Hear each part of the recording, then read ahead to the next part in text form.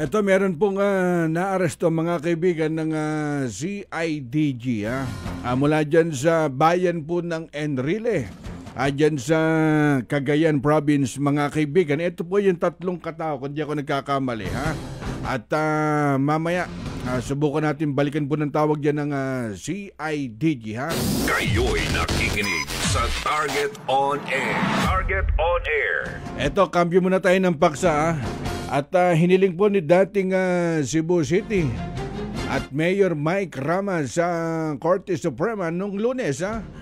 Kumbaga maglabas po ng isang TRO laban po dun sa naging desisyon ng Office of the Ombudsman na nagpatalsik po sa kanyang serbisyo. Kumbaga sa kanyang 34 na pahinang petisyon dyan sa mandamus at provision, sinabi po ni Mayor Mike na dapat daw pong ibasura. Dapat lang na ibasura yung desisyon ng Anti-Graft Court dahil nilabag ng Ombudsman yung kanyang constitutional at karapatan sa mabilis na pagresolba po ng mga kaso mga kaibigan.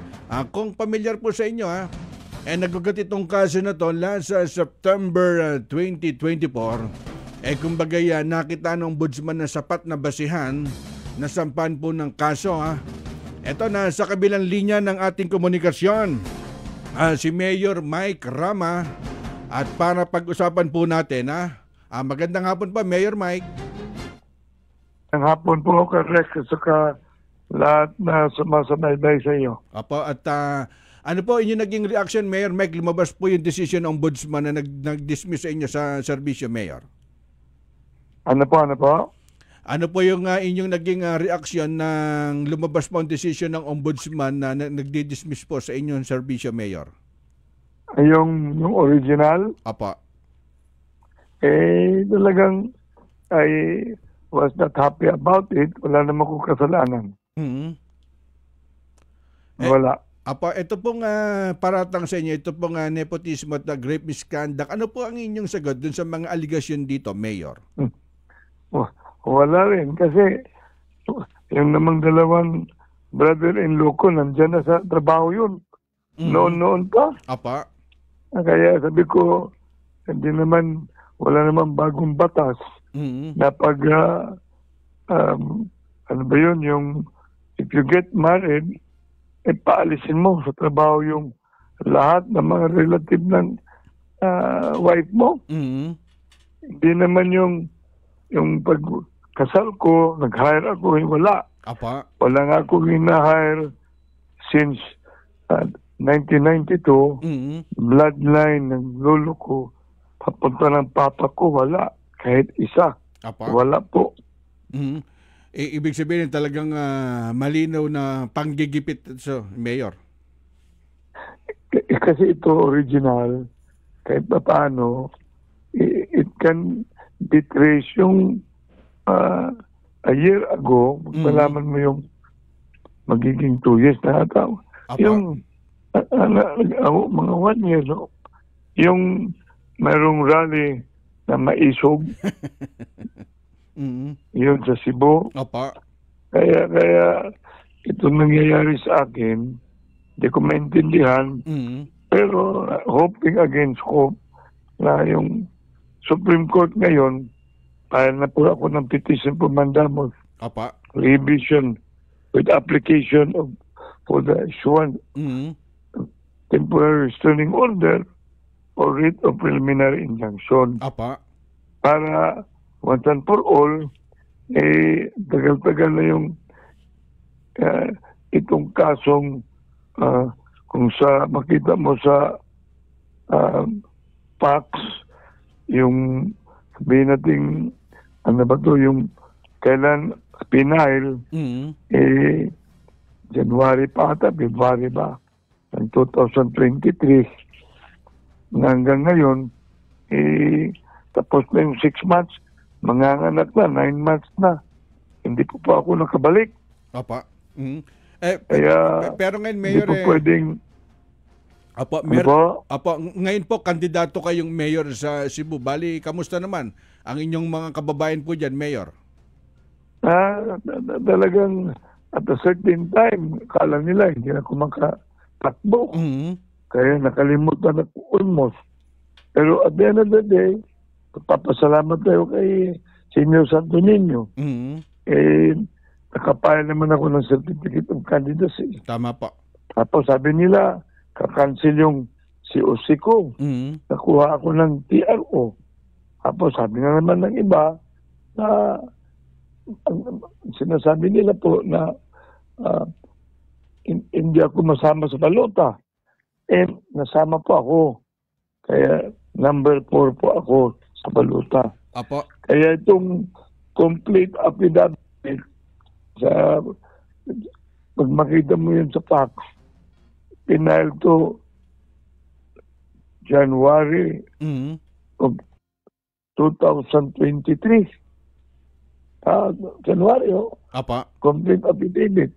Ngayon, 2025 na. Mm. Kaya, yung last na pleading nilalagay ko dun is daming pleadings, corrects. Apa. Ang pinakalas, 2 motion for reconsideration ata. Mm. Galing sa 2023, mabot 2024. Abot ata ng ilan ba itong pleading ko? 1, 2, 3, 4, 5, 6, 7, 8, 9, 10, 11, 12, 13, 14, 15, 16, 17, 18, 19, 20, 21, 22, 23, 24, 25, 26, 27, 28, 29, Mm. 30 po. Kaya 2 motion for reconsideration, Apa. 2025. Mm. Kaya, ano kaya, Mayor? ano na? Apo, Mayor, cut ko lang kayo saglit. Ano po kayo inyong palagay kung bakit kaya tila nagkakaroon po ng delay doon sa pagkakaresolba sa inyong apela? Wala naman ibang masasabi dito eh. Mm. I wish it's not a political harassment. Yun. Wala nga akong kasalanan eh. Apa. Kaya pag makita mo lahat, mayroong mga Supreme Court decision to Mm. na we incorporated po na yung requirement sa ombudsman. Mm. Sana mayroong sinasabing number of days Tama po. na you have to act upon it. Mm. Hanggang ngayon, kaya magpunta na ako ng Supreme Court kasi with the hope, Mm. meron akong kaso dun sa Supreme Court, Sa yung inyong preventive suspension. Apa, Ano po? Mayor, sa inyong paglapit po sa Korte Suprema, kumbaga ano po yung inaasahan ninyo magiging aksyon ng Korte Suprema sa inyong kaso? Ito na masigurado natin. Mm. Basahin ko po Apa. kasi napaka daming mga citation po yung abogado ko. Mm. Ang prayer lang po, dito na tayo sa prayer. Mm. Yung mga prayer dito, yung hinihingi ko sa Supreme Court, 4 Mm. issuance ng restraining order, tapos compelling sa ombudsman na i-resolve talaga. Mm. Tapos, pag hindi, kung pwede, and compelling the ombudsman without prejudice, ito yung sinasabi ko, na ultimately, i-reinstate na po ako. Mm. Sinerve ko na yung preventive suspension ko po. 6 months Kumbaga, hanggang 9 months. Pag pinasok ko yung opisina ko, nilock po. yung pa yata Yung yung bumaba ano eh. po ako, Apo, Mayor, yung pa yata yung natowing pa isasakay nyo sa labas? yan na nga, pagbaba ako, tinlam yung ano ko. Kaya ito yung pinaka-importante na hiningi ko sa Supreme Court. Mm. If deemed warranted by this honorable court, under the present circumstances, compelling the ombudsman to dismiss Mm. por Diyos por Santo yung kaso. Apa. Tapos, without prejudice against the state, the ombudsman having acted with great abuse of discretion, amounting of lack jurisdiction on account of grave violation to mayor. Kasi yung right ko po ng speedy disposition, 2 years na po. Mm. 2 years na.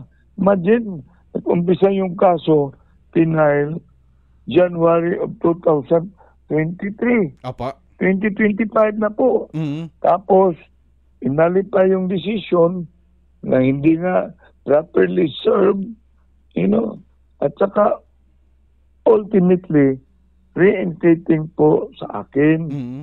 na yung position, buhay po ako, tinanggal na ako. Pinalitan na po ako ng fake mayor. Tama po. Mayor, sa inyong apo, sa inyong Pang-last. Apo. If likewise warranted this honorable court Mm. under the President prohibiting the ombudsman from further proceeding yung kaso having acted with great abuse of discretion in the ayaw ko sana magbigay ng mga words na to. Mm. Pero ano bang magagawa ko? Tsaka pang last, other relief that are just and equitable under the premises. Yun talaga. Tsaka yung mga lawyer ko, yung anak ko, Apa. ang nag-sign po, Mm. tapos yung dalawang lawyer po, yun. Talagang yun ang sadya ko po, Rex. Apa. Sa inyong pagkakaalis sa pwesto, Mayor, paano po naapektuhan yung mga proyektong sinimulan nyo dyan sa Cebu City? Meron pang mayor na fake, kahit asfalto, pinasa sa akin ng problema. Mm. Sira ulo. Bakit ako pag-problemang asfalto na yan? Mm. 9 months na ako, wala nga akong pwesto. Mm. Sa pangalawa, basta yung mga problema, pinasa sa akin. How could I be made responsible? I didn't have a chance anymore. Even, hindi ko nakita na yung opisina ko for 9 months. Mm. Lahat ng mga gamit ko. I think if you remember, I don't know kung nabisitahan mo ba ako dun sa opisina ko one time. Opo, nakapunta ko doon, Mayor. Yan nga, yun. Mga memorabilias ko nandun. Mm. Por Diyos por Santo, hindi naman sa kanya yun. Tinabaho ko yun. Mm. Tsaka yung term ko po, hanggang June 30 pa. Mm. Buhay na buhay ako. Bakit nila pinalitan ako? Mm. Just because identified po ako kay former Digong Mayor Duterte. Apa. Pareho naman. Yung dalawa, Marcos Duterte po, Mm. ako po nag-organize ng biggest rally. Tama po, sa Cebu. Kaya nga ako nagtaka, Mm. bakit naman ina-identify nila ako? Puro naman kaibigan ko. Marcos kaibigan ko. Duterte kaibigan ko. Mm. Bakit ganon? Kumbaga, kayo ang naipit dyan sa nagbabangga ang away nila, Mayor. Samantalang kayo mismo isa dun sa mga nag-organize. Ano po? Apo, kumbaga kayo naipit dun sa nagbabangga ang away po ng dalawang malaking politiko, Mayor, dyan sa Cebu. Hindi naman yung, alam mo, ang kalaban ko ngayon dyan sa Cebu, Mm. dami, pare. Mm. Malaki. Ayaw kong i-enumerate. Oo. But talagang totoo. Pag nag-uusap tayo ng personal, Mm. sasabihin ko sa iyo. Alam ko naman na hindi ko kaaway nga. Mm. Hindi ko kaaway si Romualdez, Mm. hindi ko kaaway si Anton Lagdameo, hindi ko kaaway si Lisa, Mm. hindi ko rin kaaway ang presidente. Opo. Sino bang, ang problema talaga, hindi lang ako binigyan ng chance. Mm. Napakinggan ako ni President Bongbong Marcos din. Apa. Ano mga kasalanan ko? Mm. I only stood against the People's Initiative. At siguro dito sa nangyayari nito, ang inyong kababayan nagsasakripisyo. Pero nakikita ko dun sa mga social media talagang, kumbaga, nanunumbalik na gusto po nilang makabalik agad kayo sa pwesto, Mayor Mike. Of course, because I've been the elected and duly elected mayor. Apa. Dapat naman. Mm. Bakit ganito? Bago na ba itong sistema natin? Mm. Tama po. At ang taong bayan na naglagay sa inyo, kumbaga, ibinoto kayo. Yun ang sinasabi ko, Rex. Mm. Bakit hindi lang sila maghintay darating naman yung eleksyon. Ano ba yan? Tama po. Anong klaseng opponent yan? Ito pwedeng mangyayari sa atin na talagang bigla lang maaalis ka. Kasi, I don't know kung wala kang kasalanan, hindi ka nga makabalik. Tapos na yung 6-month suspension. Mga anak na, 9 months na. Saka yung sinasabi ko itong Supreme Court na I wish yung Supreme Court naman pakikinggan, babasahin. Kasi ba nakita mo yung January pa 2023 yung complaint affidavit hanggang ngayon hindi pa matatapos. Kumbaga nag-abot na sa eleksyon. Tapos nilagyan ng kaya akala ng mga tao na hindi ako pwedeng tatakbo. Imagine. Ang daming mga implication. Pagod na po ako. Opo. Di basta-basta itong dinadaanan ko correct. At ngayon namang eleksyon kumbaga ang taong bayan na uli ang pupilit, hahatol ngayong eleksyon. At alam naman natin yung ginawa. Kaya nga. Opo. Pareho yan kay Sara. Bakit papasok pati ng impeachment? Kasi yung impeachment na yan, correct, disturbing yan. Politically and economically, it will affect the stability of the nation. Tama po. Ano ba to? Oo. Matatapos din po yan, yung problema na yan, Mayor. Matatapos talaga kasi aabot yung eleksyon. Kumbaga, dyan na uli at mamimili ang taga Cebu. Mayor, mensahe po sa mga taga Cebuanong sumusuporta sa inyo at naniniwala kay Inosente, Mayor. Mensahe po sa publiko. Ang request ko talaga, ipagdadasal ako, yung pamilya ko, at saka yung partido, Barug Bagong Sugbot Team Rama. Pangalawa po na yung mga tao sa Cebu City, electorates, na huwag kayong maniniwala sa mga bakak, yung mga sinungaling. Ako po'y tatakbo, numero 4, tuloy ang laban. Sa kapag manalo po ako po'y makaupo. Kasi sabi nila, sayang daw yung boto kasi hindi daw ako makaupo. Ngayon, nakausap mo ako. Nakaupo po ako Nakaupo ko Sumasayaw pa nga ako. Hindi lang sumasayaw. Nagbabasketball po ako. Mayroon mang mga noon na nakaupo pa rin. Nag-guilty na sila. Hindi lang na-implement ng Congress. Ngayon, nandyan na. Dalawa yun. Sa Cebu City, yung gobernador at saka yung kalaban ng pamangkin ko. Hanggang ngayon, and they were able to serve. Although yung isa tapos na, tumakbo na naman, kinalaban yung pamangkin ko. Kaya sabi ko, bakit ako lang ang hindi pwedeng makaupo pag manalo? Yun. Salamat po. At nakatutok po kami, nakasubaybay kami dyan sa Cebu City, Mayor Mike Rama. Ingat po palagi, Mayor. Kaya kumusta ko sa lahat ng kaibigan natin sa Target on the Air. Salamat po. Rex, bye-bye Rex. Pakinggan ang agenda ng inyong mayor para sa inyong lugar.